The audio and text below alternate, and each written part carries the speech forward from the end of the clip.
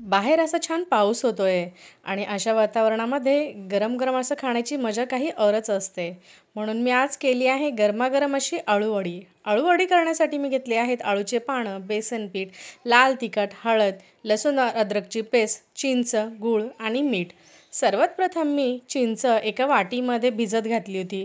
साधारण अर्धा तास मी चिंच भिजत घातली होती. त्याच्यानंतर अळूचे पाने मी स्वच्छ धुवून घेतले होते आणि पुसूनसुद्धा घेतले आहेत. आता मी बेसन पीठ घेतलं आहे आणि बेसन पिठामध्ये मी लाल तिखट, हळद, लसूण अद्रकची पेस्ट, चवीपुरतं मीठ आणि आता जी आपण चिंच भिजत घातली होती ती चिंचेचं पाणी मी घेणार आहे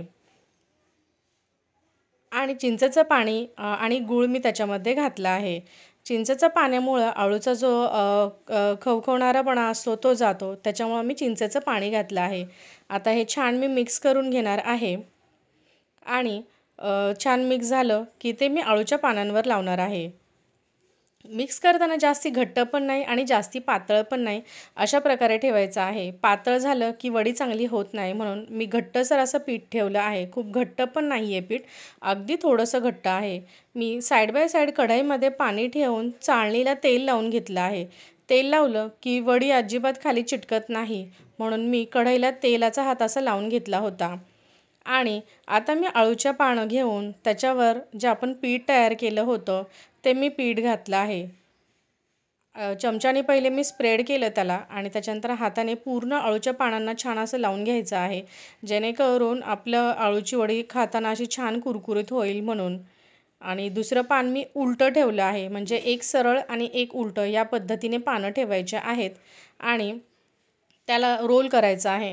रोल करतानासुद्धा आधी वरतून रोल करून घ्यायचं आहे आणि नंतर खालच्या बाजूने रोल करून पूर्ण वडी दाबायची आहे. म्हणजे अळू वडी आपण ठेवल्यानंतर निघत नाही किंवा उचकटत नाही, म्हणून आपण छान अशी त्याला रोल करून घेतली आहे. आणि अळूवडी मी आता चाळणीमध्ये ठेवणार आहे, म्हणजे आपण त्याचं एक छान अशी वाफ घेणार आहोत. साधारण 15 ते 20 मिनिट आपण ते वाफेसाठी ठेवणार आहोत. मी अशा प्रकारे सगळ्या अळूवड्या लावून घेतल्या आहेत. सगळ्या अळूवड्यांची पानं अशी लावून घेतली आहे बेसन पिठामध्ये. हे बघा, अजिबात उचकटत नाही आहे. छान अशी आपली अळूवडी दाबली गेली आहे आणि चिंचामुळं अजिबात खसखस करत नाही घशामध्ये किंवा खवखव जी असते ती अजिबात होत नाही, म्हणून चिंच नक्कीच टाकायची, चिंच आणि गूळ. आता मी झाकण ठेवून साधारण 15 मिनिट ठेवलं होतं. 15 मिनिटानंतर मी झाकण काढून पाहिलं तेव्हा अळूवड्या आपल्या झाल्या होत्या. हाताने दाबून बघायचं आहे. अळूवडे झाल्यानंतर त्या गार करण्यासाठी ठेवायच्या आहेत. गरमागरम अशा तळायच्या नाही आहेत. गार झाल्यानंतर मी वड्या तळून घेतल्या आहेत. मी पातळ पातळ ठेवल्या, कारण वडी अशी एकदम कुरकुरीत आणि छान लागते म्हणून. तुम्ही अशा पद्धतीची अळूवडी करून बघा. जर माझी रेसिपी आवडली असेल तर प्लीज चॅनलला लाईक करा, शेअर करा आणि सबस्क्राईब करा. Thank you.